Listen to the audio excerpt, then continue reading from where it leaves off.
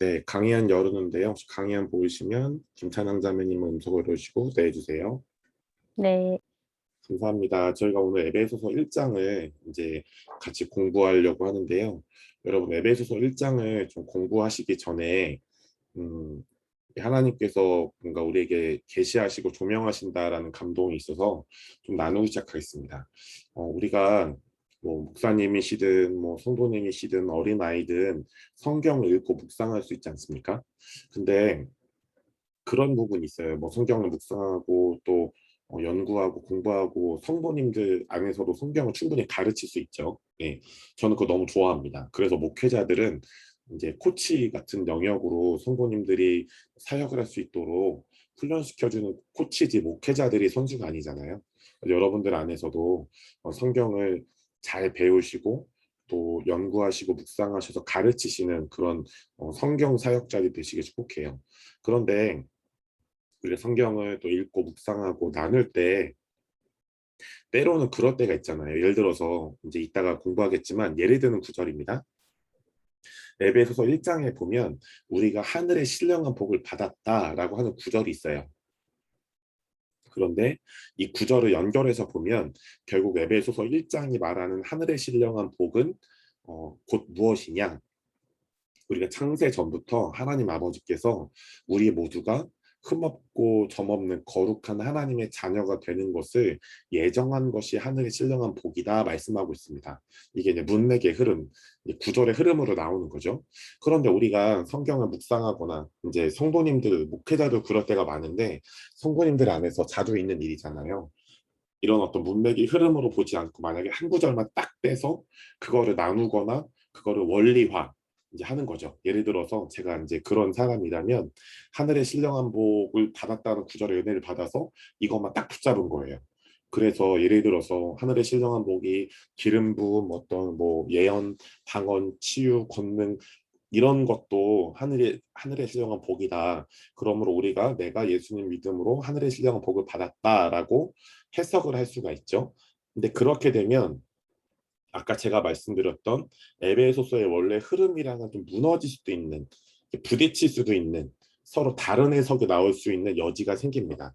그런데 저는 여러분에게 축복한 게 뭐냐면 성령께서 감동을 줬다고 믿는데 여러분 우리가 이런 일이 분명히 있을 수 있잖아요. 예를 들면 그런 거 있죠. 고린도 후서인가요? 거기를 보면 여자는 교회에서 잠잠하라 라는 구절이 나옵니다. 실제로 우리나라와 외국의 어떤 교단들 중에 정식 교단들 중에 이 구절로 인해서 여성 목사 안수를 반대하는 교단들도 좀 있어요. 이 구절 해석 때문에. 그런데 저는 이 구절은 어떤 역사적인 상황을 제대로 알아야지 이제 해석이 가능하다고 믿는 사람인데 그 구절을 영어 성경에서 보면요. 여자들은 할 때 모든 영어 성경에는요. every women 모든 여자라고 말하지 않아요. 그러니까 역사적인 배경으로 보면 그 바울이 개척한 고린도 교회에 여자분들이 좀 많았겠죠. 근데 그 중에 일부의 어떤 여성들이 교회 리더십에 불순종하고 막 교회 리더들을 조종하고 막 안 좋은 기류들을 풀어내는 그 몇 명의 소수 여자들이 있었다고 해요. 그래서 바울은 에베소 그 고린도 교회의 모든 여자들 또 그 이후에 성경 읽으신 모든 자매님들에게 말한 게 아니라 그 소수의 몇 명의 여자들 불순종의 행동을 하고 그 리더십들을 조종하는 소수의 어떤 자매들에게 이제 권면했던 명령했던 이야기인 거예요. 우리가 이걸 알지 못하면 그 구절을 그냥 그대로 믿어버리면 모든 여자로 볼 수 있는 여지가 좀 생기죠. 그런데 만약에 그런 게 아니라 그렇게 막 심각하게 가는 게 아니라 어떤 구절을 묵상하고 가르쳤는데 이제 이 어떤 부분과 또 원래 성경의 흐름과 좀 서로 다르다. 그런데 이럴 때 어떻게 해야 되냐라는 경우가 꽤 있잖아요. 여러분 저는 그렇습니다. 그럴 때 여러분도 때로는 어떤 성경의 어떤 문맥의 흐름과 다른 해석을 할 수도 있고 맞는 해석을 하실 수도 있죠. 그리고 여러분의 주변 사람이 좀 틀린 해석을 할 수 있잖아요. 그럴 때 우리 안에 가져야 할 태도는 제가 킹덤 컬처에서도 가르치는 내용인데요. 존중의 문화입니다. 하나님의 성품과 반대되는 것이 아니라면 그리고 이단적인 뭐 부분이 아니라면 이단이란 게 뭡니까? 예수님은 주인이 아니다.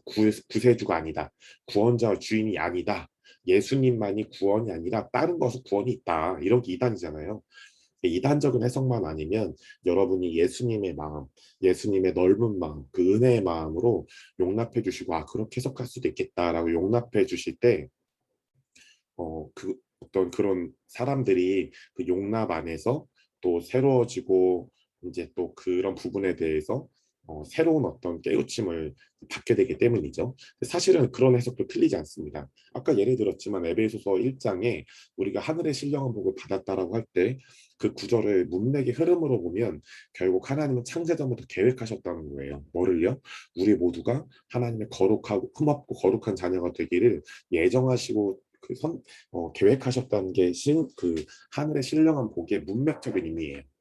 그런데 그런 해석이 있지만 만약에 우리가 하늘의 신령한 복을 받았다는 구절만 딱 떼서 그 신령한 복을 뭐 예언, 치유, 축사, 기름 부음, 권능, 계시 등등으로 해석해도 전혀 틀리진 않습니다. 틀리진 않아요. 네. 그런데 문제는 그렇게만 해석하다 보면 결국 어떤 부분에서는 이제 성경을 깊이 있게 배우고 연구하다 보면 부딪히기 마련입니다. 그래서 그렇게 해석할 수도 있지만 여러분이 저도 그렇게 해석할 때도 있습니다. 그런데 그렇게 해석할 때가 있고 또 어떤 경우에는 문맥의 흐름을 따라서 우리가 묵상하고 그 의미를 제대로 이해할 필요가 이 양자가 다 필요하다는 거죠. 그래서 내가 어떤 쪽에 있더라도 반대쪽에 어떤 있는 사람들, 반대쪽으로 해석하는 사람들을 비판할 권리는 우리에게 없다는 것입니다. 서로가 서로에게 존중하면서 배울 수 있다는 것이죠. 이 개념을 보시고 여러분이 오늘 저에게 배우시는 거, 또 다른 어떤 분에게 배우시는 거든 이게 해석이 다르고 뭔가 관점이 다를지라도 다양성, 하나님 나라의 다양성이 풍성하지 않습니까? 그 다양성을 배운다는 어떤 개념으로 여러분 열린 마음 배우시길 축복해요. 자, 에베소서 1장 들어가겠습니다. 먼저는 인사가 나오죠. 인사. 1, 2절에 보면 하나님의 뜻으로 말미암아 그리스도 예수의 사도된 바울은 에베소에 있는 성도들과 그리스도 예수 안에 있는 신실한 자들에게 편지하노니 하나님 우리 아버지와 주 예수 그리스도로부터 은혜와 평강이 너에게 있을지어다라고 하는데요. 제가 지난주 그 우리가 개관 시간에 이 1절과 2절에 수신자와 발신자가 나온다 말씀드렸죠. 이 에베소서를 보내는 사람은 1절에 나오는 사도 바울이고 이 말씀을 받는 사람들은 에베소에 있는 성도들과 그리스도 예수 안에 신실한 자들이라고 말씀을 드렸잖아요. 근데 제가 이거에 대해서 좀 주석을 찾아보면서 더 깊이 공부해 봤습니다. 그래서 공부해 보니까요. 와, 놀란 거 발견했어요. 1절에서 에베소에 있는 성도들과 그리스도 예수 안에 있는 신실한 자들이라는 구절만 보면 한글 번역에는 마치 성도들이 따로 있고 또 다른 그룹은 그리스도 예수 안에 있는 신실한 자들이라는 두 그룹이 있다는 개념처럼 보이죠. 그런데 원래 이 신약 성경은 헬라어로 쓰였죠. 헬라어 성경에 봐도 또 영어 성경으로 봐도 이 구절은 두 가지 그룹이 있다는 번역이 원래 아닙니다. 한글 번역이 때로 조금 정확하지 않을 때가 있는데 이게 그런 느낌인 것 같아요. 그래서 이 구절을 헬라 원어로 보면요. 그리스도 예수 안에서 신실하고 에베소에 있는 성도들이라고 번역하는 게 더 정확합니다. 그러니까 무슨 말이냐? 에베소에 있는 성도들이 곧 그리스도 예수 안에 있는 신실한 자들이라는 거예요. 성도는 예수님 안에 있는 신실한 자들이다라는 거죠. 그러니까 여기서 우리가 알 수 있는 성도의 의미는 그리스도 예수 안에 신실한 자고요. 또 이 성도란 관점의 신앙이라는 개념에서 보면 예수 그리스도에 대한 신앙을 받아들인 사람을 의미하고 또 인격이라는 관점에서 보면 성도는 성숙하고 하나님을 닮아가고 있는 사람을 의미하죠. 하나님을 닮아가는 과정, 이 성숙의 과정을 성화라고 합니다. 여러분 그래서 골로새서 1장 2절을 보세요. 골로새에 있는 성도들, 이 골로새서도 바울이 쓴 서신이죠. 골로새에 있는 성도들, 곧 여러분 성경에서 곧이라는 것은요 이퀄 같다는 거예요. 그러니까 골로새에 있는 성도들이 곧 뭐와 같냐? 그리스도 안에서 신실한 형제들과 같다는 말입니다. 그러니까 바로 성도들은 그리스도 안에서 신실한 자들이다라는 개념을 바울이 골로새서에서 말하고 싶었듯이 이 에베소서에서도 에베소에 있는 성도들이 곧 그리스도 예수한테 신실한 자들이다라고 사실은 말하고 있는 것입니다. 그리고 2절에 보면요.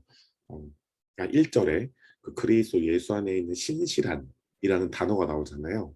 이 신실한이라는 단어를 헬라어로 보면요, 피스토스라고 하는데, 피스토스는 여러 가지 의미가 있어요. 신실한 이런 의미도 있고요, 믿을 만한, 진실한, 신뢰하는 이런 뜻이 있습니다. 자, 그러니까 이런 어떤 뜻을 우리에게 적용해 본다면요, 여러분, 하나님이 신실한 분이시죠. 신실하시다는 건 변함이 없으시다는 거. 그분이 우리를 사랑하시고 우리를 긍휼히 여겨시고 우리를 기뻐하시고 우리를 용납하시는 그 사랑과 은혜가 조금 더 변함이 없고 항상 동일하다는 거예요. 그런데 그렇게 신실하신 하나님께서는 예수님 때문에 하나님의 자녀인 우리를 믿을 만한 존재로 여기시고 또 온전히 신뢰하셔서 우리를 사랑하신다는 거죠. 여러분 이거 동의가 되십니까? 그러니까 신실한이라는 의미에 믿을 만한, 진실한, 신뢰하는 이런 뜻이 있는데 이 뜻은 우리를 향한 하나님의 마음인 거예요. 놀랍죠? 그래서 신실하신 하나님께서는 예수님 때문에 예수님께서 십자가에서 이루신 그 일 때문에 하나님의 자녀된 우리를 믿을 만한 존재, 하나님께서 신뢰하실 만한 존재, 그리고 온전히 신뢰하시는 존재로 우리를 사랑하신다는 것입니다. 그럼 여러분 믿음은 무엇일까요? 믿음은 우리를 진짜 어떻게 보면 때로는 내가 내 자신을 못 믿을 때도 있지 않습니까?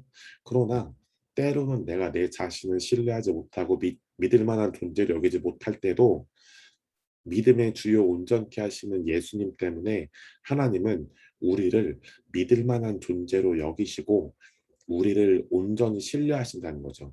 그래서 믿음은 갈라디아서 말씀처럼 그렇게 우리를 믿을 만한 존재 여기시고 우리를 온전히 신뢰하시는 하나님의 사랑 때문에 역사한다는 것입니다. 갈라디아서 5장 6절입니다. 그리스도 예수 안에서는 할례나 무할례나 효력이 없으되 사랑으로서 역사하는 믿음뿐이니라 라고 말씀합니다. 여러분 그 예수님께서 특별히 우리가 예수님의 이름으로 치유하거나 어떤 병자리에서 기도할 때가 있지 않습니까? 아픈 자들, 힘든 자들, 어려운 자들. 그럴 때 한번 여러분 실험을 해보세요. 예수님 이름으로 명령하노니 라는 건 믿음을 사용하는 거죠. 그런데 예를 들어서 이런 거예요. 만약에 여러분이 저라고 하죠. 제가 어떤 분을 아픈 사람을 힘든 분을 기도해 주는데 예수 이름으로 명령하노니 어디가 나을지어다 뭐 어디가 치유될지어다 기도하는데 그렇게 기도를 받는 분이 나와의 관계에 있어서 내가 별로 안 좋아하는 분인 거예요. 내가 굳이 사랑하지 않는 사람. 그런데 기도는 해줘야 돼요. 그럴 때 여러분 대개 예수님의 이름의 권능으로 치유될 수도 있습니다. 그런데요, 어떤 경우는 치유가 안 될 수가 있어요. 왜 그럴까요? 하나님은 치유를 하시지 않는 분이라 그럴까요? 아닙니다. 우리 안에 그 영혼을 향한 하나님의 사랑이 부족하다면 그만큼 믿음은 제대로 일어날 수가 없다는 거예요. 왜냐? 예수님이 성경에 병든 자들을 고치시고 가난한 자들을 만나셨을 때 대부분 우셨어요. 그건 뭐죠? 그들이 향한 사랑입니다. 그 사랑이 결국 믿음을 역사하게 만들어서 믿음을 통해 사랑으로 역사하는 믿음을 통해 기적이 나타나게 된 것이죠.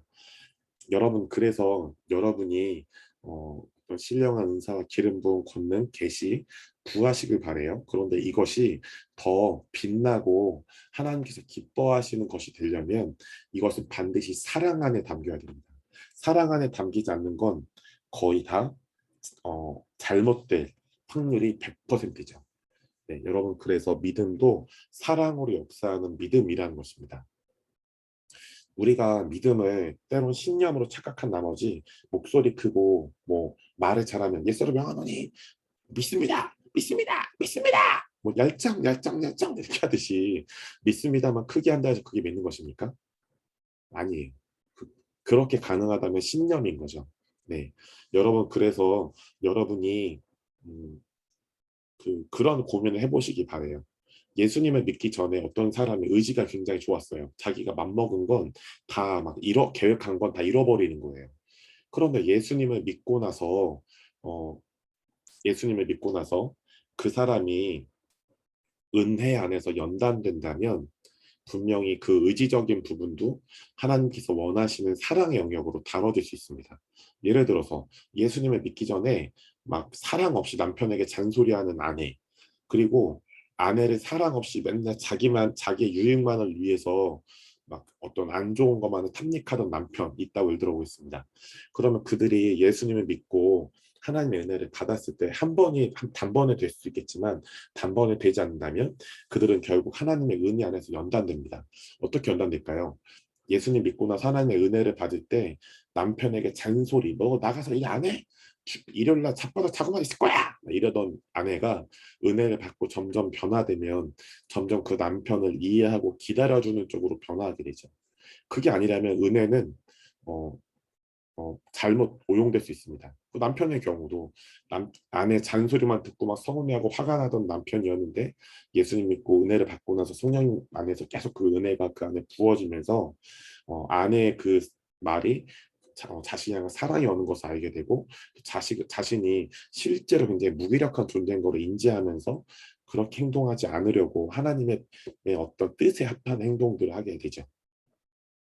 여러분, 그래서 어떤 목사님은 그런 얘기를 하셨어요. 교회에는 두 그룹의 사람들이 있대요.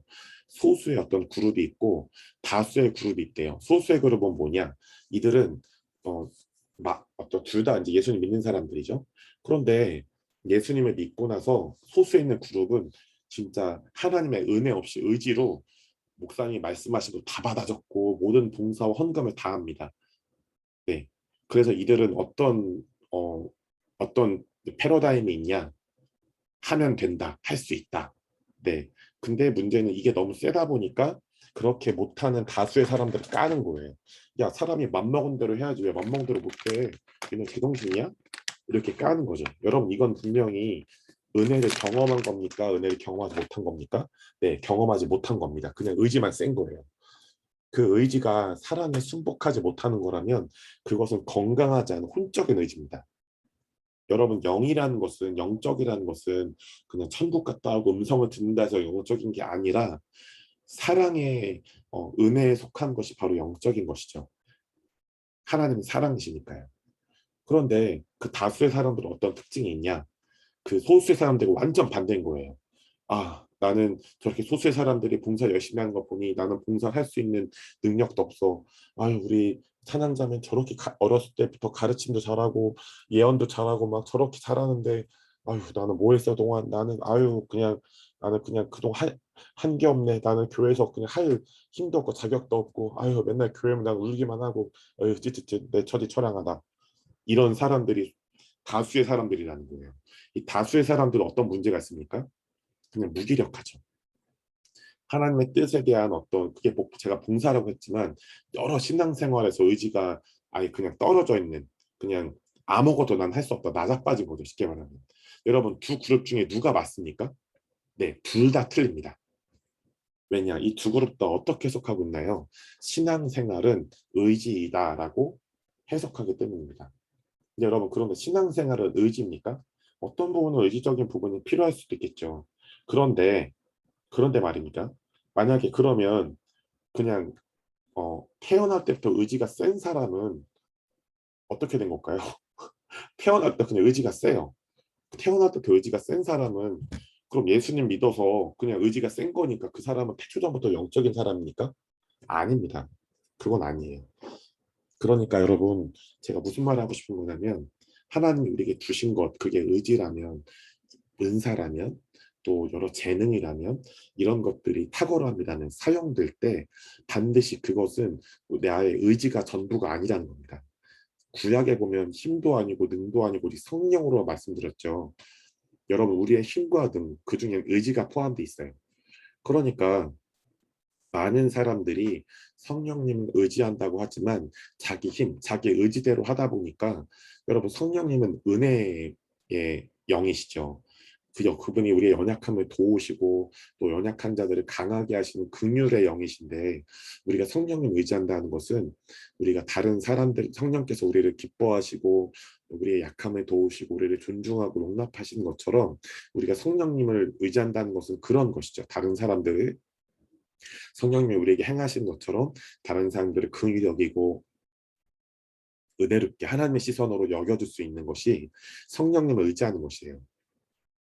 그런데 그러지 않는다면 그냥 내 힘과 의지로만 한다면 네 결국 우리는 어떤 경우에 다른 사람들의 너무 높은 자만한 우월감과 너무 낮은 자존감 때문에 사람들을 아프게 하고 혼란스럽게 만듭니다. 그러나 갈라디아서 5장 6절에 이렇게 말씀하죠. 그리스도 예수 안에서 할례나 무할례 어떤 형식이 중요한 게 아니다. 우리에게 중요한 것은 무엇일까요? 사랑으로서 역사하는 믿음입니다. 믿음은 하나님의 사랑을 깊이 깨달을 때 그분이 어떠한 성품과 어떠한 마음을 우리에게 갖고 계신지, 나에게 갖고 계신지 깨닫고 경험할 때 우리 안에 믿음의 분량은 커집니다. 세 번째, 2절에 보면 은혜라는 단어가 나오죠. 은혜라는 단어를 두 가지 의미로 적용할 수 있는데요. 칭의, 우리가 의롭게 되었다는 칭의적 의미로 본다면 은혜는 스스로 자신을 구원할 수 없는 죄인에게 값없이 구원을 베푸신 행위를 의미합니다. 예수님의 그 십자가의 죽으심으로 인간이 스스로 자신을 구원할 수 없잖아요. 우리 힘만으로. 그래서 스스로 자신을 구원할 수 없는 죄인에게 값없이 예수님을 통해 구원을 베푸신 그 행위를 의미하죠. 그 성화적 의미, 우리가 예수님을 닮아가는 그런 성화적 의미를 보면 부족함과 연약함을 가진 인간이 예수님을 닮아가도록 하나님께서 인도하시고 또 사랑을 베푸시는 것을 의미하죠. 네. 자, 우리 다음으로 보면 평강이라는 구절이 또 2절에 나와요. 평강은 히브리어로 샬롬입니다. 샬롬. 많은 사람들이 인사할 때 샬롬 인사하죠. 히브리어로 샬롬은 개인의 물질과 안전 등에 대한 또 포괄적인 축복과 번영을 비는 의미예요. 그러니까 여러분 평강이라는 단어에는 이런 의미도 들어가 있는 거죠. 네. 여러분 그래서 여러분의 재정에 축복이 오고 여러분이 안전하고 건강하고 삶이 내면이 행복해지고 사람들과 관계가 좋아지는 그 모든 것이 평강입니다. 평강. 더 이런 평강의 축복 여러분에 더하시기 바래요. 그런데요. 이것과 동시에 헬라적인 의미로 평강도 우리에게 필요합니다. 평강의 헬라어로는 에이레네인데요. 에이레네는 예수 그리스도를 통해서 구원의 은혜를 받은 자가 하나님 아버지 심판주 하나님과 간격 없는 조금도 삐뚤어짐 없는 평화를 누리는 것을 의미합니다. 다른 말로 하나님과의 관계 회복이죠. 그렇기 때문에 예수님을 통해 우리에게 구속의 은혜를 베푸신 하나님의 은혜가 없이 이 평강이란 단어가 나오기 전에 은혜와 평강이 있기를 원하노라 말하잖아요. 그래서 하나님의 은혜가 없이 참된 평강은 있을 수 없습니다. 네. 자, 그 다음에 우리가 볼 챕터의 제목은 하늘의 신령한 복이죠. 하늘의 신령한 복. 자, 우리 이제 한 절 한 절 보도록 할게요. 먼저 이제 3절부터 제가 5절을 읽어드리죠. 3절부터 5절은 찬송하리로다로 시작이 됩니다. 근데 여기서 좀 보면요. 이 개념 먼저 말씀드리죠. 4절부터 5절에 보면 하나님의 성숙한 자녀가 되는 것에서 말씀하시는데 이 목적이 곧 뭐와 같냐. 6절에 나오는 하나님의 은혜의 영광을 찬송하기 위한 목적과 같아요. 이게 무슨 말일까요? 4절, 5절을 먼저 보면 음, 곧 창세전에 곧이라고 성경에서 말하는 이퀄 그 뭐와 앞에 게 뒤에 거와 같다고 말씀드렸죠. 그러니까 4절과 5절에 보면 곧 창세전에 그리스도 안에서 우리 택하사 우리를 사랑 안에서 그 앞에 거룩하고 흠이 없게 하시려고 그 기쁘신 뜻대로 우리를 예정하사 예수 그리스도로 말미암아 자기 아들들이 되게 하셨으니로 끝나고 6절에 보면 그때 이는 이라고 나오죠. 이는도 결국 같다라는 의미예요. 앞에 게 뒤에 거랑 같다.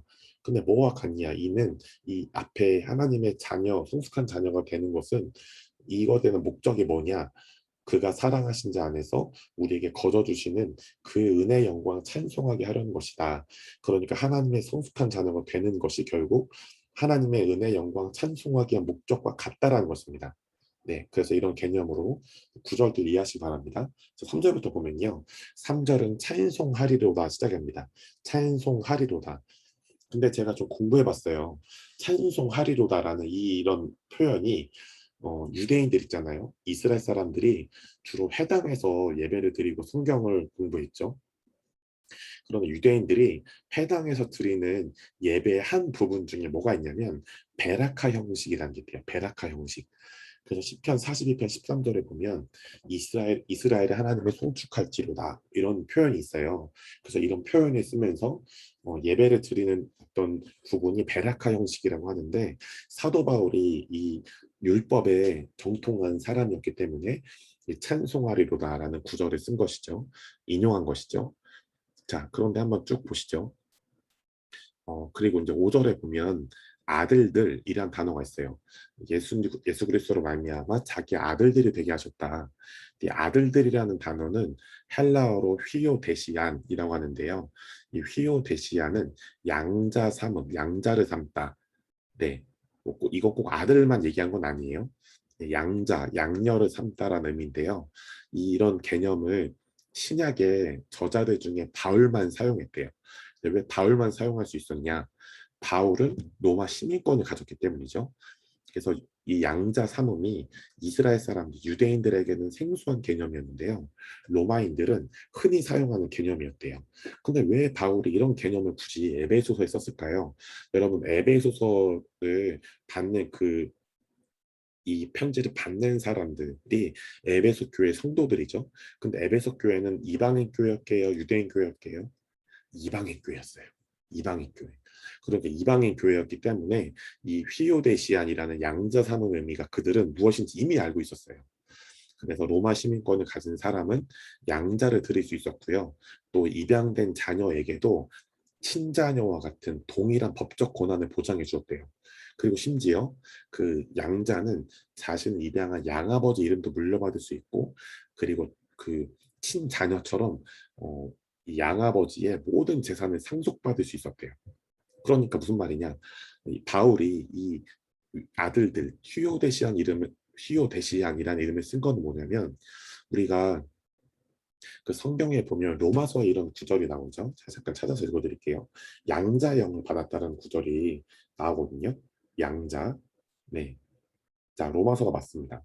로마서 8장 15절에 보면 너희는 다시 무서워하는 종의 영을 받지 아니하고 양자의 영을 받았으므로 우리가 아빠 아버지라고 부르짖느니라라고 로마서 8장 15절에 말씀해요. 네.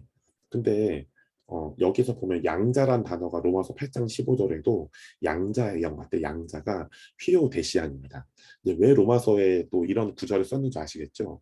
로마 사람들은 이 의미를 양자 삼다는 의미를 정확하게 알고 있었던 거예요. 그러니까 바울이 그 로마 사람들의 눈높이에 맞게 로마서에도 또 이 에베소서에도 양자 삼음이라는 개념을 쓴 거죠. 그러니까 이 개념을 쓴 목적은 무엇이냐? 우리가 하나님의 자녀로서 하나님 아버지가 가진 모든 권세, 법적 권한, 그분의 모든 영적인 유업, 또 뭐 여러 모든 풍성한 유산들을 하나님 나라의 영적 유산과 유업들을 우리가 그대로 받았다. 우리가 그렇게 받은 특별한 자녀들이다라는 걸 말하고 싶었던 거예요. 자, 이제 하나하나 또 보겠습니다. 그리고 이제 3절에 보면 우리 주 예수 그리스도의 아버지께서 그리스도 안에서 하늘에 속한 모든 신령한 복을 우리에게 주셨다 말씀하죠. 그리고 이 주셨는데 4절부터 보세요. 주시되라고 곧이 나오죠. 곧은 성경에서 이퀄 앞에 게 뒤에 거랑 같다라는 의미잖아요. 그러면 하늘에 속한 모든 신령한 복이 아까 제가 나눈 것처럼 기름 부음 걷는 계시 뭐 이런 것도 맞을 수 있어요. 맞아요. 틀리지 않습니다. 근데 성경의 흐름으로 본다면 3절 하늘에 속한 모든 신령한 복은 뭐냐? 4절에 곧 이퀄이죠. 뭐죠? 4절 5절의 의미예요. 창세전에 그리스도 안에서 우리 택하사 우리로 사랑 안에서 그 앞에 거룩하고 흥미롭게 하시려고 그 기쁘신 뜻대로 우리를 예정하사 예수 그리스도를 말미암아 자기 아들들이 되게 하시는 게 바로 하늘에 속한 모든 신령한 복입니다. 그러니까 우리가 받은 하늘에 속한 신령한 복이란 우리가 하나님의 자녀로서 계획되었고 선택되었고 또 하나님의 뜻과 놀라운 경륜 안에서 예수님 때문에 하나님의 자녀가 되었다는 거예요. 이 영적 원리가요. 창세기 12장 1절부터 2절의 말씀과 연결돼요. 이게 무슨 구절이냐? 좋으신 하나님이 자신의 자녀인 아브라함에게 야 너는 복이 될 거야. 원어적으로 너는 복이야 이렇게 얘기합니다. 그런 말씀을 하세요.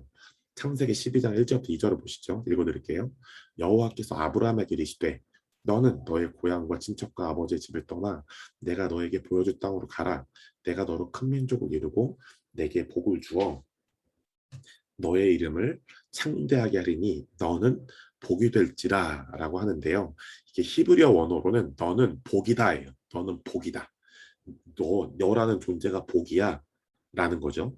그러니까 아까 우리가 방금 봤던 하늘에 속한 신령한 복이 바로 하나님의 자녀로 자녀가 되는 것이라는 이 의미랑 같은 겁니다. 네. 이해가 되시죠? 하나님은 하나님의 자녀인 아브라함에게 하나님의 자녀인 아브라함아 너는 복이야 라는 말씀하신 것처럼 우리가 하늘에 속한 신령한 복을 받았다는 것은 하나님의 자녀가 되었다는 거예요. 그러니까 우리가 계시, 권능, 기름 부음, 은사 이런 등등등도 하나님의 자녀로서 그런 이제 하늘의 신령한 복들을 받는다는 개념으로도 볼 수 있는 거죠. 두 번째, 4절에 보면 사랑 안에서 거룩하고 흠이 없게 하시려고 말씀하죠. 사랑 안에서 거룩하고 흠이 없게 하시려고. 여기서 저랑 이제 우리 찬양자매 말고는 뭐 이제 또 몇 분 말고는 다 이제 아이들을 키우고 계시고 뭐 키워 보셨어요. 단어가 좀 웃기죠. 분들인데 그 예전에 무슨 드라마를 봤는데요. 이제 어떤 어머니가 이제 그 아들이 처음으로 이제 그 직장인이 돼서 직장을 회사 출근을 처음으로 하는데 아침을 차려주고 이제 그 아들의 넥타이를 엄마가 매주는 거예요. 근데 드라마에 실제로 봤던 이렇게 그 상황입니다. 근데 엄마가 무슨 말을 해주는 아들한테 아들 엄마는 네가 일을 잘하는 것도 뭐 잘하든 못하든 별로 문제가 되지 않아. 네가 돈을 많이 벌든 적게 벌든 그것도 엄마가 중요하지 않아. 내가 너한테 원하는 것은 네가 사람들을 잘 사랑하고 옳은 생각과 어떤 옳은 마음과 옳은 감정을 가지고 네 삶을 충실히 살아가고 사람들을 잘 사랑해 주는 거야. 네, 라고 하면서 네가 반듯하게 크는 게 엄마의 소원이야. 반듯하게 살아가는 게 번듯한 거 말고요. 반듯하게 올바르게 살아가는 게 엄마의 소원이야라고 하면서 그런 이제 이야기를 아들한테 해주니까 애가 우는 거예요. 막 감동받아서. 그런 광경이 생각이 났습니다. 근데 하나님도 이 엄마처럼 우리 그런 마음을 갖고 계시다는 거죠. 내 자녀들아, 내 아들들아, 딸들아, 내가 너에게 원하는 것은 너희가 사랑 안에서 거룩하고 흠이 없는 자녀가 되는 게 이 아빠의 소원이야. 라는 하나님의 마음이 구절에 담겨져 있어요. 그런데요, 제가 오늘 좀 이렇게 공부한 구절인데 여러분 이것과 반대되는 구절이 개념이 이사야서 53장 5절에 나옵니다. 우리가 치유사역을 공부할 때 많이 언급하는 구절이죠. 그가 상함은 우리의 죄악 때문이라 라고 해요. 그가 상함은 예수님께서 십자가에 이렇게 고난받으신 그 이유는 우리의 죄악 때문이다. 여러분 우리가 죄악이라고 할 때 이 죄악이라는 단어가요 히브리어로 아본이에요. 아본. 아본은 말 그대로 죄. 다른 의미로는 사악함이라는 단어가 뜻이 있거든요. 근데요 아본이란 단어에 그 어원이 있어요. 그러니까 여기 제가 써놨죠. 아바라는 단어에서 아본 이렇게 이제 단어가 변화해요. 아바가 이제 아본으로 바뀌는 거거든요. 어원이 이제 아바인데 이 어원인 아바에서 아본으로 바뀌는 거예요. 그러니까 아바의 의미에 어떤 죄에 대한 그 중요한 의미가 담겨져 있겠죠. 근데 아바라는 히브리어로 아바라는 단어가 무슨 의미가 있냐면요. 구부리다, 굳게 만들다, 왜곡하다. 쉽게 정리하면 이 세 가지 의미를 정리하면 삐뚤어지다라는 뜻이 있어요. 삐뚤어지다. 놀랍지 않습니까? 여러분, 그러니까 예수님이 십자가에 죽으시고 부활하셔서 우리의 죄를 처리한 것은 단지 그냥 우리 경록의 죄를 내가 다 처리했어. 우리 경록이 하고 싶은 거 다 해. 뭐 이런 의미가 될 수도 있어요. 그런데 제가 이걸 오늘 공부하면서 너무 놀랐어요. 우리 안에 삐뚤어진 영역도 죄로 인해 삐뚤어져 버린 내가 인지할 수도 있고 인지 못할 수 있는 내 안에 삐뚤어진 영역들도 예수님의 그 십자가와 부활의 역사 안에서 예수님은 해결하셨구나. 그리고 그것이 성령님을 통해서 우리 안에 계시되고 조명되면서 예수님께서 이루신 일이 우리의 내면에 적용이 되는구나라는 깨달음이 있었습니다. 여러분 안에 여러분이 원하지 않으시는데 자꾸 내 안에 삐뚤어진, 구부러진 마음들, 굽어져 있는 마음들, 왜곡된 마음들, 삐뚤어진 내면이 있으시다면 여러분 다시 예수님의 십자가로 돌아가시 바래요. 그리고 어, 우리가 그 부분이 우리 안에 깨달아지고 조명되고 있다는 것 자체가 잘 되고 있는 것입니다. 왜냐? 제가 여러 경험상 어떤 경험이 있냐면요. 교회 다니는 분들이 이제 예수님 믿는 분들 저한테 상담받으러 보는 또 영역 중에 하나가 뭐냐면 목사님 제가 과연 예수님을 믿고 구원 받은 걸까요? 제가 과연 천국 갈 수 있는 걸까요? 이런 질문을 하는 분들이 가끔 있어요. 그런데요. 그 놀라운 비밀은 뭐냐? 이렇게 질문하신 분들은 다 이미 구원을 받은 거예요. 여러분 주변에 불신자들이 내가 구원 받았나 못 받았나 고민합니까?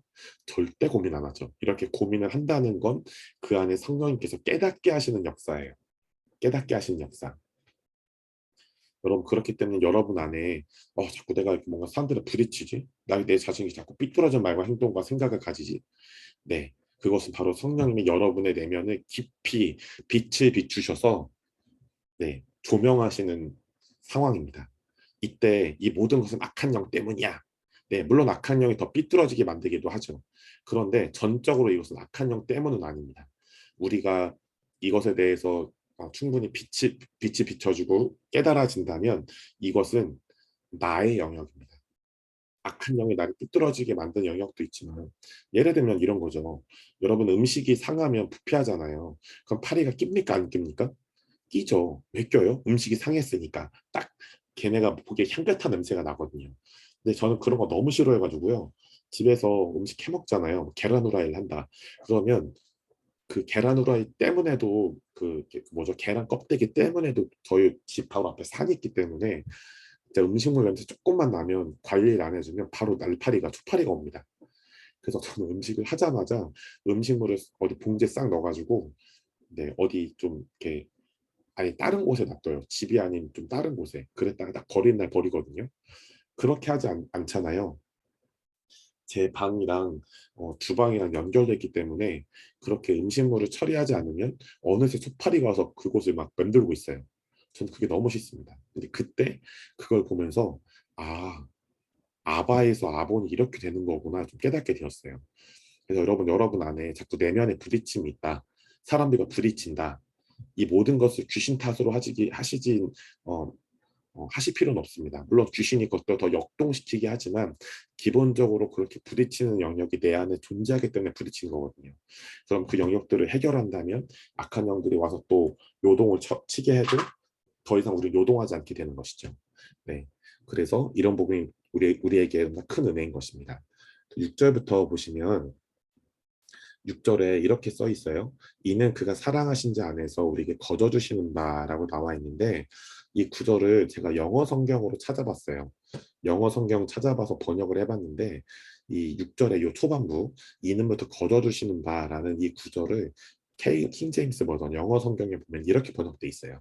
그가 사랑하시는 자 안에서 우리를 용납하셨습니다. 놀랍죠? 그가 사랑하신 자에서 우리를 용납하셨대요. 제가 마지막에 에베소서 1장을 통해서 하나님께서 우리에게 느끼시는 정서가 있거든요. 그 중에 첫 번째가 바로 하나님이 우리를 용납하신다는 거예요. 용납하신다. 그게 6절에서 나오는 원리입니다. 그래서 그의 은혜의 영광을 찬송하게 하려는 것이라고 말씀하죠. 7절에는요. 우리는 그리스도 안에서 그의 은혜 풍성함을 따라 그의 피 보혈로 말미암아 속리한 곧 죄사함을 받았느니라 말씀하는데 제가 이 구절을 쉬운 성경을 읽어봤어요. 쉬운 성경이 이렇게 번역돼 있어요. 그리스도 안에서 우리는 그의 보혈로 자유함을 얻었습니다.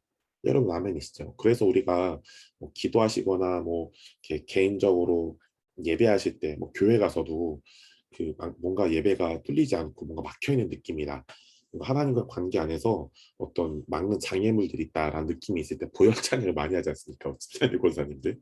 그게 이런 원리에서 나오는 개념이에요. 아무 생각 없이 나오는 개념이 아닌 거죠. 또한 하나님의 풍성한 은혜로 죄사함을 받았습니다. 라고 말씀합니다. 근데 이제 잘 보세요. 6절, 7절, 7절에는 죄사한 의미가 나왔죠. 죄사함을 받았다. 그런데 8절은 이 7절을 연결해서 얘기해요. 죄사함을 받았는데 8절 이는 무슨 의미입니까? 죄사함을 받았는데 그 죄사함의 목적이 뭔지 나와요. 뒤에. 죄사함의 목적은 뭐냐? 그가 모든 지혜와 총명을 우리에게 넘치게 하사라는 거죠. 그러니까 여러분 7절과 8절의 흐름으로 문맥으로 이제 볼게요. 하나님이 제가 믿기에는 아담과 하와가 죄를 짓기 전에 분명히 모든 지혜와 총명을 줬을 거예요. 그 증거가 뭡니까? 하나님이 모든 만물을 만들고 나서 아담에게 가져가죠. 이름을 짓게 해요. 그래서 아담이 부르는 그것이 바로 곧 그 이름이 됐대요. 그 증거가 아담과 하와는 죄를 짓기 전에 분명히 모든 지혜와 총명을 갖고 있었다. 하나님께 받았다라는 증거죠. 그런데 아담과 하와가 죄를 짓고 나서 아담과 하와와 아담과 하와가 모든 인류의 대표자였거든요. 그러니까 아담과 하와 또 모든 인류는 지혜와 총명을 사용하지 못하게 된 거예요. 뭐 때문에? 죄 때문에. 그래서 7절부터 8절의 흐름으로 보면요.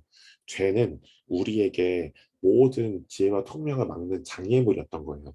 그런데 예수님께서 십자가에 죽으심으로써 죄사함을 우리가 받아서 모든 지혜와 총명을 막는 장애물을 해결해 버리신 거죠. 해결하셨을 뿐 아니라 우리 안에 모든 지혜와 총명이 넘치게 된 것입니다. 여러분 그렇기 때문에 여러분 이제는 이 말을 하지 마셔야 돼요.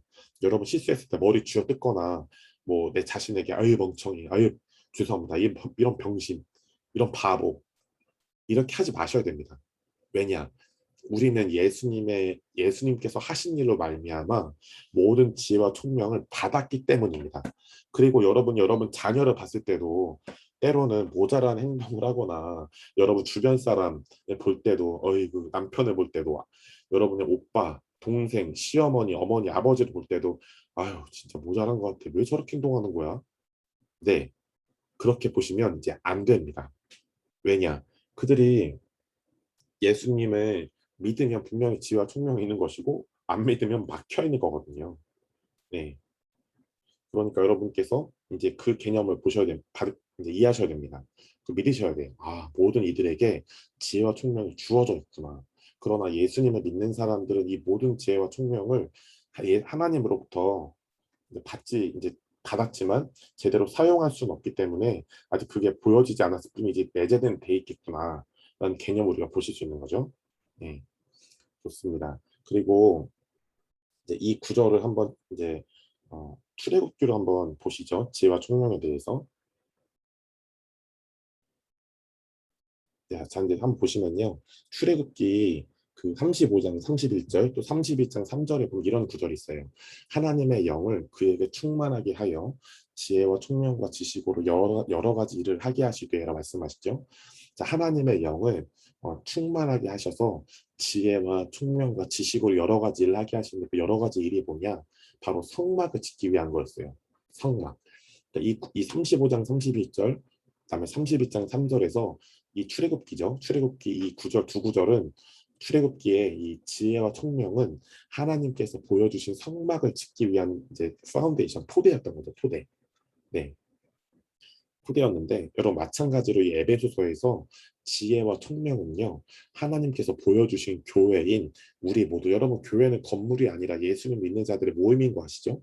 그래서 여러분들의 가정이 또 교회고 또 여러분이 예수님 믿는 자들이 이렇게 모여서 교제하고 예배하고 삶을 나누는 것도 교회인 것이에요.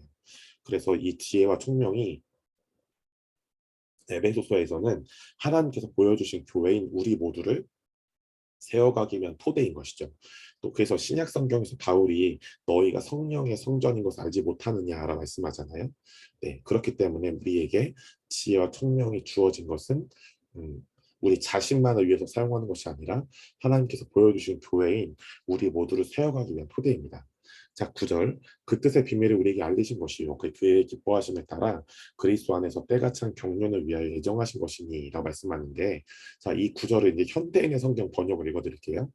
자, 아까 제가 그 말씀 드렸죠. 마지막에 제가 나누겠지만 에베소서 1장에서 볼 수 있는 우리 모두를 향하신 하나님의 정서라는 게 있어요. 정서, 이모션. 두 번째가 하나님 우리를 기뻐하신다. 하나님이 우리를 기뻐하신다. 이제 두 번째 원리가 이 현대인의 성경 번역에 나오는데 이렇게 나와 있죠. 그리고 하나님은 자기가 기뻐하시는 뜻대로 그리스도 안에서 미리 계획하신 비밀을 우리에게 알려주셨는데 라고 나와 있죠. 누구를 기뻐하냐? 우리를 기뻐하시는 거예요. 하나님은 우리를 기뻐하셔서 우리의 존재 자체를 우리를 기뻐하셔서 하나님의 계획과 섭리 안에서 우리를 하나님의 자녀가 되도록 예정하셨죠. 스바냐 3장에 보면 그가 너로 말미암아 그가 하나님이시죠. 너 하나 자녀인 그 우리로 말미암아 기쁨을 이기지 못하신다 나와 있습니다. 여러분, 하나님은 우리 모두를 존재 자체로 기뻐하셔서 하나님의 계획과 섭리 안에서 우리를 하나님의 자녀가 되도록 예정하셨죠. 스바냐 3장 17절 밑에 나와 있죠. 너희 하나님 여호와가 너희 가운데 계시니 그는 구원을 베푸시 전능자시라. 그가 너로 말미암아 기쁨을 이기지 못하시며 너를 잠잠히 사랑하시며 너로 말미암아 즐거이 부르며 기뻐하시리라 하리라 말씀하시죠. 그리고 예수님이 아버지로부터 직접 이런 음성을 들었던 게 마태복음 3장 16절 17절에 나와요. 아버지에게 직접 들은 음성. 누가요? 아들인 예수님이. 그런데 이 음성을 지금 우리에게도 말씀하고 계신 거죠. 예수께서 세례를 받으시고 곧 물에서 올라오실새 하늘이 열리고 하나님의 성령이 비둘기같이 내려 자기 위에 임하심을 보시더니 하늘로부터 소리가 있어 말씀하시되 이는 내 사랑하는 아들이요 내 기뻐하는 자라. 내가 기뻐하는 자다. 누가요? 하나님의 아들이신 예수님이. 또 똑같이 본다면 네, 하나님의 아들 딸인 우리를 하나님이 기뻐하실까요? 안 하실까요? 기뻐하신다는 겁니다. 저희 그 교회 담임 목사님 아들이 있는데 남자예요. 3살인데요. 이름이 요한이에요. 너무 좀 귀여워요. 제가 남자 애기들 그냥 너무 막 에너지 많고 막 진짜 막 지금 땡깡 먹어서 그렇게 옛날부터 좋아하진 않았거든요. 너무 여자애들도 막 좋아하는 건 아니에요. 여자 애기들도. 근데 지금 저희 교회 애기들 다 이뻐요. 너무 이뻐가지고. 그렇지만 유치부 전 목사는 못 하겠어요. 근데 저희 교회 그 다영쌤 아들이 너무 이뻐요. 다 이쁜데 제가 그 아이를 특히 이뻐하거든요. 근데 그 아이가 되게 섬세한 정서를 갖고 있어요. 그래서 주변 어떤 삼촌들이 좀 상남자 같은 삼촌들이 그러면서 너무 이쁘니까 어이구 우리 요한이 이쁘다 이쁘다 하면서 얼굴을 막 디미면 애가 그냥 받아주는데 되게 힘들어해요. 싫어해요. 힘들어하면서 싫어해요. 근데 그냥 내가 이 사람을 거절하면 안 되겠구나라는 정서가 있는지 막 그냥 받아는 주는데 싫어하고 있어요. 땡깡거리진 않아요. 근데 저는 그 아이를 굉장히 뭐 그렇게 하시는 분들도 악의가 아니죠. 나쁜 의도가 아닌데 너무 좋은 의도죠. 근데 저는 이제 그 아이랑 저랑 또 통해요. 저도 좀 섬세한 아이라서 요한이에게 저렇게 하면 애가 싫어하겠구나가 그냥 느껴졌어요. 근데 저는 그 아이를 되게 그 아이가 저를 되게 좋아하거든요. 왜냐하면 그 아이가 굉장히 재밌어하는 어떤 행동이 뭔지를 알게 됐어요. 그래서 그 아이가 저를 굉장히 좋아하는데 저만 보면 까르르 웃는 거 되게 좋아하는데 어느 날은 어느 날은 제가 그 아이가 남자아이니까 그냥 가서 빡치기를 해보고 싶은 거예요. 그래서 요한이 삼촌 왔어. 그러면 애가 그냥 혼자 지 혼자 막 놀고 있거든요. 막 이제 장난감 가지고 요한이 반가워요. 빡치기를 했는데 제가 그날 힘 조절을 못해갖고 좀 세게 했어요. 그랬더니 얘가 울지는 않고 아픈 거예요. 딱 빡치기를 했는데 애들이 애기니까 바로 이게 느낌이 오긴 하는데 이게 고통이 슬슬 오잖아요. 10초 후에 머리를 이렇게 머리통을 잡는 거예요. 머리통을 지가 아프니까 평소에도 빡치긴 했는데 그날은 좀 되게 아프게 했나 봐요. 그래서 저도 하고 나서 아차 좀 세겠다 했는데 10초 후에 애가 머리를 잡더니 갑자기 저를 때리려고 오른손을 뒤로 이렇게 미는 거예요. 그 때리려는 준비. 근데 이 친구가 왜 그러냐면 이제 이 아이가 너무 착한 순진순진한 아이다 보니까 어떤 자기가 피해를 입는다고 하면 소리를 막 이렇게 지르거나 아니면 이제 해당되는 사람들 가서 막 때려요. 네. 그럼 얘가 저를 때린 적이 한 번도 없는데 이렇게 오른손을 뒤로 젖히길래 저를 때리려고 준비하는 거죠.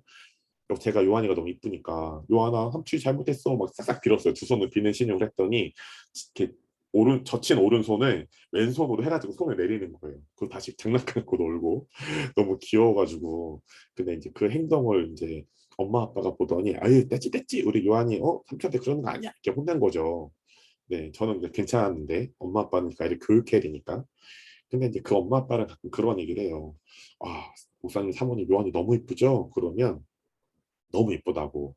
때로는 엄마 아빠가 보기에 좀 그냥 애니까 이상한 행동을 해도 때로는 그 행동 때문에 힘들 때가 있지 행동 때문에 미울 때가 있지 그 아이 존재가 너무 이쁘고 사랑스럽다라는 거예요.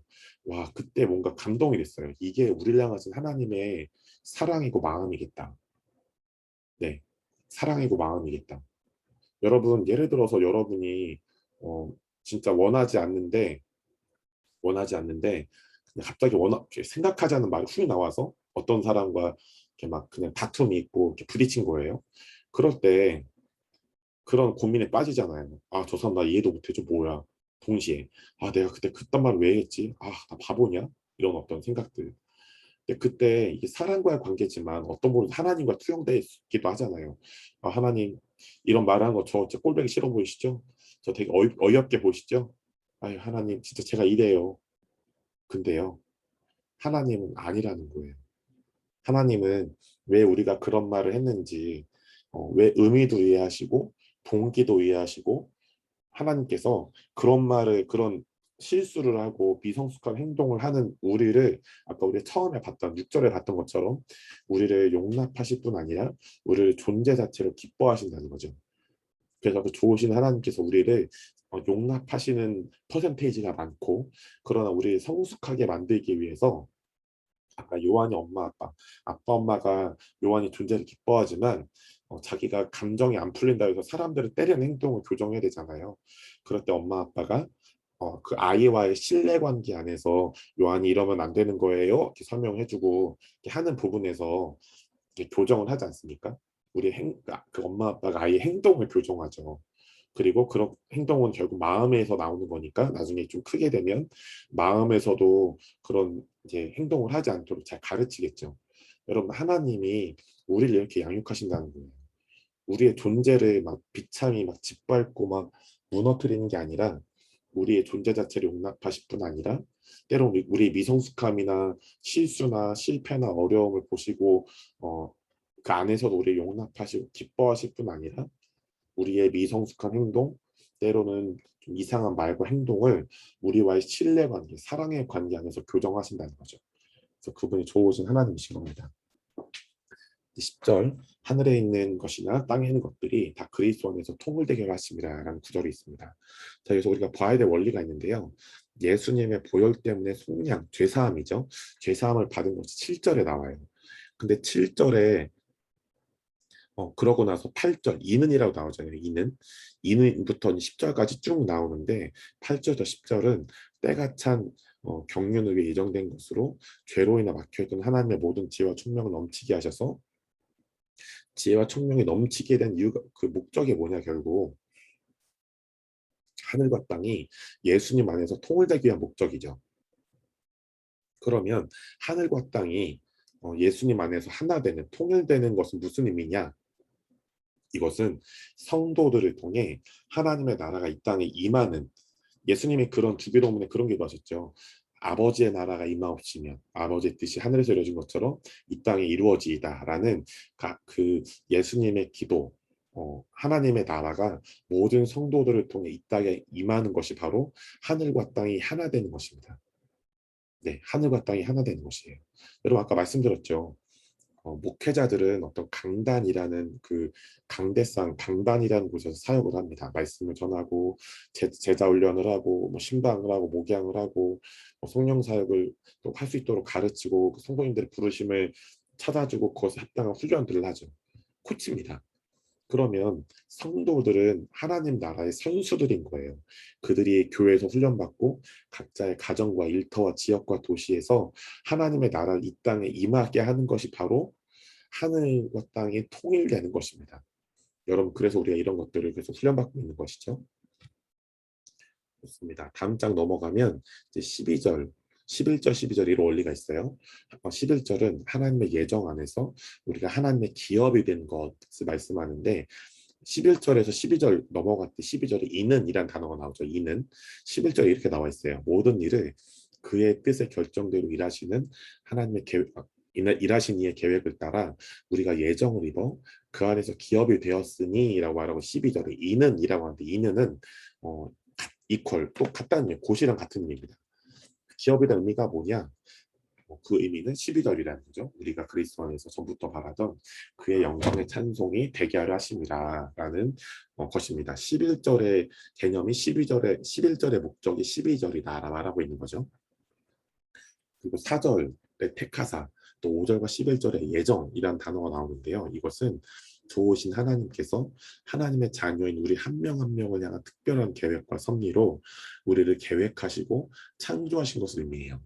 어떤 장로교에서는 이걸 그렇게 해석하더라고요. 이미 창세전에 구원 받을 사람과 구원 받지 못할 사람 나눠버렸다. 네, 전 이거에 완전 동의하지 않습니다. 그러면 하나님은 우리가 생각하는 좋으신 하나님이 아닐 뿐더러 사도 베드로가 베드로 전서가 후서에 걸어두겠죠.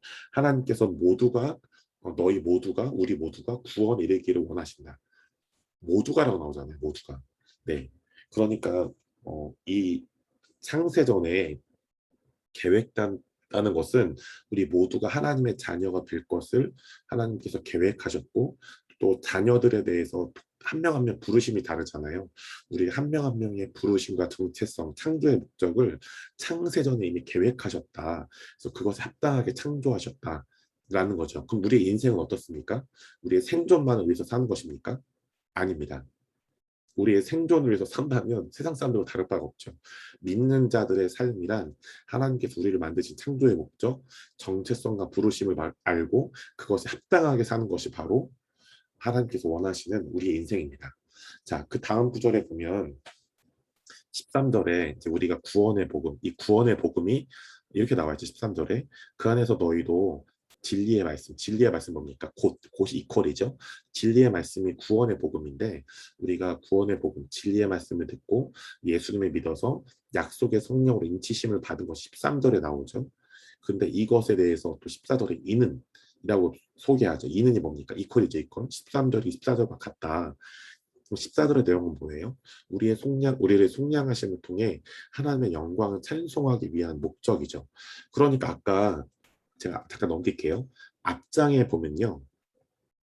3절부터 6절에 이걸 정리하면 하나님께서 우리에게 신령한 복을 주셨는데 신령한 복은 뭐냐? 우리가 하나님의 자녀가 되는 것이다. 하나님의 자녀가 되게 하신 하나님의 목적은 뭐냐? 하나님의 은혜의 영광을 찬송하게 하려는 것이 다라는 거죠. 이 개념과 지금 우리가 방금 보았던 13절부터 14절의 개념과 완전 일치합니다. 자, 그래서 13절에 우리가 기업이 되었다. 네. 14절이네요. 죄송합니다. 우리 기업의 보증이 되사. 그래서 이 기업이 되었다라는 것이 기업이 뭐냐면 우리가 하나님의 자녀가 되었다는 의미고요. 그래서 성령님께서 인치신다는 것은 우리가 하나님의 자녀가 된 것을 보증하신다. 라는 뜻인 거예요. 그래서 로마서에 보면 이런 구절이 있지 않습니까? 성령님은 우리가 하나님의 자녀인 것을 증언하신다. 같은 의미죠. 네. 여러분 에베소서 1장 14절을 이게 개역개정 성경에 이렇게 나와 있어요. 이는 우리 기업의 보증이 되사 그 얻으신 것을 속량하시고 그 영광을 찬송하게 하심이라 나와 있는데 제가 쉬운 성경으로 이걸 찾아서 갖고 왔습니다. 너무 은혜가 되더라고요. 쉬운 성경이 이렇게 번역되어 있습니다. 성령이 우리와 함께 하실 때 우리는 하나님께서 약속하신 모든 것을 받을 것입니다. 그렇죠? 성령님은 하나님께 구속함을 받은 모든 자들에게 큰 자유를 주셔서 하나님께 찬양을 돌리게 하실 것입니다. 라는 거죠. 그래서 성령께서 우리와 함께 하심으로 우리는 하나님께서 약속하신 모든 것을 받았고요. 그리고 성령님은 하나님께 구속함을 받은 모든 자들에게 큰 자유를 주셨고 또 주고 계셔서 하나님께 찬양을 돌리게 하십니다. 자, 그래서 좀 정리해 보면 1절 이 에베소서 1장 6절은 하나님 아버지께서 우리에게 베풀어 주신 복에 대해서 말씀하십니다. 하늘의 신령한 복을 아버지께서 우리에게 주셨다. 그리고 1장 7절부터 12절은 예수님이 우리에게 베풀어 주신 복에 대해서 말씀하고요. 또 1장 13절부터 14절은 성령님께서 우리에게 베풀어 주신 복을 말씀합니다. 여기까지가 1장의 이제 딱 중간이고요. 이제 지금부터는 바울의 기도라는 챕터로 넘어가죠. 여러분, 바울 서신을 여러분이 깊이 공부하시고 묵상해 보시면 어떤 패턴이 있는데요. 그 패턴이 뭐냐면 바울이 자신의 거의라고 말할게요. 거의 모든 서신에 감사의 기도를 올립니다. 거의 모든이라고 했습니다. 자, 그러면 저희가 지금 에베소서를 배우고 있잖아요. 공부하고 있잖아요. 에베소서 1장에도 감사의 기도가 나올 수밖에 없겠죠? 네, 나옵니다. 16절에 나와요. 내가 기도할 때 기억하며 너희로 말미암아 감사하기를 그치지 아니하고 꼭 감사에 대한 고백을 꺼냅니다. 그래서 감사의 기도가 바로 바울 서신의 중요한 패턴이에요. 이게 로마서 1장 8절, 고린도전서 2장 4절, 고린도서 1장 11절, 빌립보서 1장 3절, 골로새서 1장 3절, 데살로니가전서 1장 2절, 데살로니가 후서 1장 3절, 디모데전서 1장 12절, 디모데 후서 1장 3절, 빌레모서 1장 4절에 나옵니다. 그런데요, 오직 제가 거의라고 말씀드린 건 모두는 아니기 때문이에요. 거의 모든 바울 서신에는 이 감사의 기도, 감사의 고백이 반드시 나옵니다. 그런데 단 한 책에만 사도 바울의 감사의 고백이 없어요. 어느 책일까요? 갈라디아서입니다. 왜일까요? 갈라디아서는 바울이 갈라디아 여러 교회들을 개척했는데, 그러니까 그 새신자들이죠. 예수 믿지 별로 안 된 새신자들, 그 새신자들에게 보낸 편지인데, 그들이 어떤 일이 있었어요? 예수님을 믿고 영접했는데 그들에게 그 율법주의자라는 사람들이 가서 두 가지 속임을 풀어놓죠. 어떤 속임입니까? 첫 번째는 이런 거예요. 야, 갈라디아 교회 성도들아, 바울은 예수 그리스도의 사도가 아니야.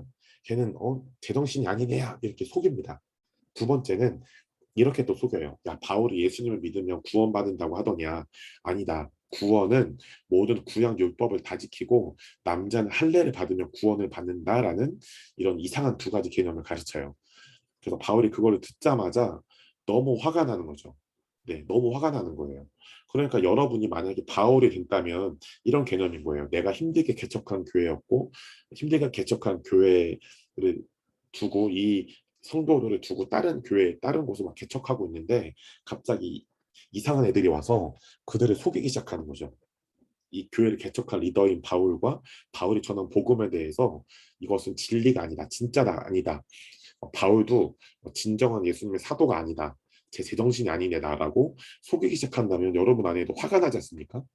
네, 그래서 바울이 매우 성난 어조로 분노의 어조로 쓴 서신이 바로 갈라디아서입니다. 그래서 갈라디아서에서는 사도 바울의 감사의 고백이 없을 정도로 굉장히 긴급한 어조로 화난 어조 네, 그 갈라디아서를 썼어요. 그래서 바울이 두 가지를 논증하죠. 갈라디아서에서 어떤 걸 논증하냐? 아까 그 율법주의자들이 그 얘기했던 두 가지에 대해서 변증합니다. 첫 번째, 나는 예수님으로부터 택함 받은 사도다. 그리스도 사도다. 두 번째, 내가 전한 복음은 진짜 복음이다. 이거 말고 그 율법주의자들이 뭐 구원을 받으려면 남자들은 할례를 받아야 되고 율법을 다 지켜야 된다고 했는데 이거는 다른 복음이다. 진짜 복음은 이게 아니다. 만약에 다른 복음을 전한 자가 있으면 니네 천사일지라도 화를 받을 것이다 라고 얘기를 하잖아요. 그래서 갈라디아서에서는 사도 바울의 감사의 고백이 없습니다. 그래서 15절 이로 말미암아 주 예수 안에서 너희 믿음과 모든 성도를 향한 나의 사랑 나도 듣고 내가 기도할 때 기억하며 너희로 말미암아 감사하기를 그치지 아니하고로 말씀하죠. 17절은요. 지혜와 계시의 영이신 성령님을 통해 하나님을 알기 위한 기도를 합니다. 너무 유명한 구절이죠. 우리 주 예수 그리스도의 하나님 영광의 아버지께서 지혜와 계시의 영을 너에게 주사 하나님을 알게 하시고로 말씀하는데 왜 우리가 성령님을 통해서 하나님을 알게 한다고 바울은 얘기했을까요? 이게 제가 믿기에는 바울이 구약에 특별히 토라에 능통했기 때문에 나올 수 있는 구절이었다고 생각해요. 왜냐하면 출애굽기 25장 37절에는요. 등잔 7을 만들어 그 위에 두어서 앞을 비추게 한다, 조명한다라는 거죠. 그래서 이런 어떤 구약의 원리를 차용해서 사도 요한이 계시록 4장 5절에 보좌 앞에 켠 등불 7이 있으니 이는 하나님의 7영이라 하나님의 7영이 성령님이거든요. 그러면 성령님을 이 성령님이신데 출애굽기 25장 37절에 등잔 7을 성령님이라고 비유한다면 성령님은 앞을 비추는 사역 그러니까 뭔가 조명하시고 이렇게 비춰주시는 이렇게 뭔가 새롭게 보게 하시는 더 깊이 보게 하시는 역사를 베풀어 주신다는 거잖아요. 그래서 이 두 가지 말씀처럼 요한계시록에 성령께서 보좌 앞에 계신 이유는 성령님은 우리에게 하나님을 조명해 주시는 하나님을 깊이 깨닫게 하시고 경험케 하시고 더 깊이 알게 하시는 사역을 하시기 때문이라는 거죠. 여러분 그래서 하나님의 말씀이 아무리 우리가 암송하고 증거되어도 지혜와 계시형신 성령 하나님께서 임하셔서 우리에게 하나님을 조명해 주시지 않으면, 밝게 알려주시고 올바르게 보게 하시지 않으면 우리는 그 말씀을 생명으로 여기지 않고 그 말씀을 장식으로 혹은 다른 사람을 찌르기 위한, 아니면 나를 방어하기 위한 무기로 여깁니다. 여러분, 그렇기 때문에 우리는 하나님을 알기 위해서 성령님의 조명하심, 이것을 다른 말로 계시라고 하죠. 계시가 반드시 필요합니다. 또 18절 19절은 우리의 마음의 눈을 밝히셔서 부르심의 소망이 무엇인지, 성도가 받은 기업의 풍성함이 어떠한지, 또 하나님의 능력이 크심을 이제 알기 위한 그런 기도를 하는데요. 18절 너희 마음의 눈을 밝히사 그의 부르심의 소망이 무엇이며 성도 안에서 그 기업의 영광의 풍성함이 무엇이며라 말씀하는데, 이 부르심이라는 단어, 부르심의 소망이 무엇이며라고 기도하지 않습니까, 바울이? 이 부르심이라는 단어는 헬라어로 클레시스입니다.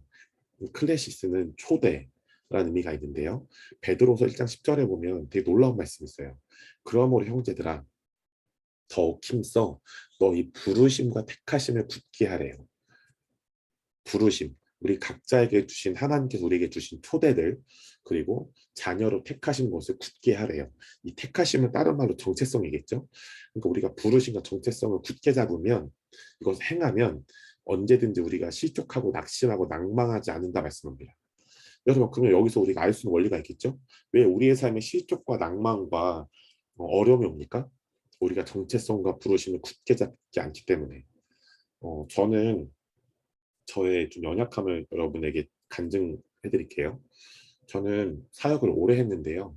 사역을 너무 오래 하다 보니까 초반에 예수님을 믿자마자 막 여러 가지 기적을 경험하고 또 기적들을 풀어내는, 뭐 저의 어떤 경건에서 온 게 아니라 하나님의 특별한 은혜 안에서 여러 가지 기적들을 풀어내게 되었어요. 막 갑자기 치유 사역을 배운 적이 없는데 막 손을 얹으면 아픈 사람 낫고, 축사를 배운 적이 없는데 막 손을 얹으면 귀신이 드러나 귀신 떠나가고, 어, 예언을 배운 적이 없는데 사람을 손 얹고 기도해주면 하나님, 그 사람을 향한 하나님의 음성과 마음이 듣게 되고 알게 되고, 이런 역사들이 있었죠. 이러다 보니까 제 안에 초반에, 지금은 그렇지 않는데요. 지금은 이게 정말 올바른 방향으로 바뀌었는데, 사역 초반에는 제 안에 어떤 연약함이 있었냐면, 이렇게 사역을 잘하는 게 곧 내 정체성이야 라는 거짓된 부분이 있었어요. 그건 무슨 말이냐?